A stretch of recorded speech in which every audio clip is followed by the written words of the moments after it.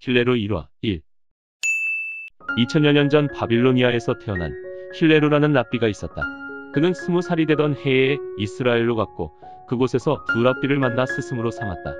그런데 그 당시 로마의 지배하에 있었던 이스라엘 유대인들의 생활은 비참하기 짝이 없었다. 힐레로는 생활비를 벌기 위해 동분서주했으나 벌이가 시원찮았다. 그래도 그는 아등바등 번 돈의 절반을 생활비로 쓰고 나머지는 수업료로 충당했다. 일거리만 있으면 먼 길 마다하지 않고 쫓아갔지만 수입은 늘 변변찮았고 게다가 불규칙했다. 운이 좋은 날은 동전 몇 잎을 벌 수도 있었지만 공치는 날이 많아서 동전 몇 잎 벌기도 힘들었다. 하지만 그는 아무리 쪼들리고 힘들어도 수업만큼은 단 하루도 빼먹지 않으려 했다. 그렇게 궁핍한 나날을 보내다 보니 수중에 단 한 푼도 없는 날이 있었는데, 그런 날이면 힐레로는 몰래 학교 지붕으로 올라가 귀를 굴뚝에다 대고 늦도록 강의를 들었다. 그날도 힐레로는 학교 지붕에 올라가 수업을 받았다. 그런데 밀려드는 고단함을 이기지 못해 깜빡 잠이 들고 말았다. 때는 추위가 맹위를 떨치는 한겨울이었고 밤새 눈까지 내려 잠에 골아떨어진 그의 몸을 덮어버렸다. 이튿날 아침 학생들의 수업이 시작되었다. 그런데 여느 날과 달리 교실 안이 어두컴컴했다. 모두들 천장을 올려다보았는데 누군가가 지붕에 난 창을 가리고 있는 것이었다. 학생들이 서둘러 지붕 위로 올라가 힐레로를 끌어내렸고 얼마간의 간호 끝에 그는 다시 깨어났다. 그날부터 힐레로는 수업료를 면제받는 학생이 되었고 또 유대인 학교에서 수업료가 사라지는 계기가 되었다. 랍비 힐레로의 행적은 지금까지도 많은 칭송 속에서 전해지고 있으며 그리스도의 말씀에도 적지 않게 인용되고 있다. 그는 보기 드문 천재였고 중후하고 예의 바른 인물로 전해진다.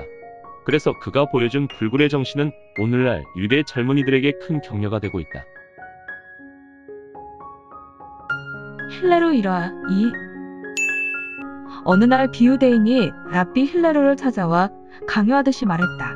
내가 한쪽 다리로 서 있는 동안 유대 민족이 배우는 학문들을 모두 말해보시오. 그러자 힐레로는 태연스레 말을 받았다. 당신 자신이 하고 싶지 않은 일을 남에게 강요하지 마시오.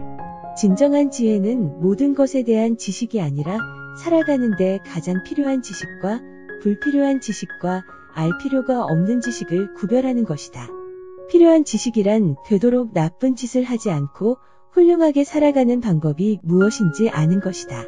그런데 안타깝게도 사람들은 사는데 가장 필요하고 소중한 지식을 연구하기보다는 쓸모없는 학문을 연구하는데 시간을 낭비하고 있다. 레오 톨스토이. 힐레로 1화 3. 어느 날 짓궂은 무리들이 힐레로를 화나게 할 수 있는지 없는지를 두고 내기를 걸었다. 때마침 안식일을 앞둔 힐레로가 목욕탕에 들어가 몸을 씻고 있는데 종업원이 누가 찾아왔다며 불렀다. 힐레로는 즉시 몸에 물기를 닦고 나가서 그를 맞았다. 그런데 목욕탕까지 찾아온 그 남자는 대뜸 엉뚱한 질문을 해대는 것이었다. 랍비님, 인간의 머리는 왜 동그랗게 생겼습니까? 참으로 가당찮은 질문이었지만 힐레로는 성의껏 답변해주고 나서 다시 욕탕으로 들어갔다. 그런데 그 남자가 아내까지 찾아와 다시 물었다. 왜 흑인은 피부가 검습니까? 황당하기 짝이 없는 질문에 힐레로가 이번에도 전혀 화를 내지 않고 차근차근 그 까닭을 설명해 주었다. 그런 다음 다시 욕탕으로 들어갔다. 그런데 잠시 후 또다시 그가 찾아왔다. 그렇게 엉뚱하고 무례한 남자의 행위가 5번씩이나 되풀이되었다. 마지막으로 그 남자가 푸념하듯 말했다. 랍비님 같은 사람은 이 세상에 없었어야 좋았을 겁니다. 전 랍비님 때문에 오늘 내기에 져서 거액을 잃었습니다. 남자의 속마음을 듣고 난 힐레로가 조용히 타일렀다. 내가 인내심을 잃어버리는 것보다 당신이 돈을 잃는 것이 더 낫지 않겠소. 훌륭한 인간의 특징은 불행하고 쓰라린 환경에서도 끈기 있게 참고 견디는 것이다. 베토벤. 힐레로 1화 4. 힐레로가 황급히 발걸음을 옮기고 있을 때 학생들이 달려와 물었다. 선생님, 무슨 급한 일이라도 생겼습니까? 힐레로가 대답했다. 나는 지금 아주 선한 일을 하기 위해 바삐 가고 있지. 학생들이 궁금해하며 스승의 뒤를 따라가 보니 어느 대중 목욕탕 안으로 사라지는 게 아닌가. 얼마 후 목욕탕에서 나온 힐레로에게 학생들이 물었다. 몸을 닦는 일도 선행에 해당합니까? 힐레로가 대답했다. 자기 자신을 깨끗이 하는 일이야말로 매우 값진 선행이다. 저 로마인들을 보라. 그들은 거리에 서 있는 수많은 동상들을 날마다 깨끗이 청소하고 있다. 그러나 모름지기 남의 동상을 닦기보다는 자기 몸을 닦는 것이 선행이 우선이지. 악마를 항복시키려거든 자기 마음속의 악마부터 먼저 항복시켜라. 마음이 항복하면 모든 악마가 물러나리라. 바로잡히지 않는 마음을 제어하려거든 먼저 자기 마음속의 객기부터 제어할지니라. 기가 평정되면 밖으로부터 불안한 마음이 침노하지 못하리라. 책은 남 힐레루의 어록. 지식을 넓혀나가지 못하는 사람은 폐화해 가고 있다고 생각해야 한다. 배움을 거절하는 사람은 죽은 자와 같다.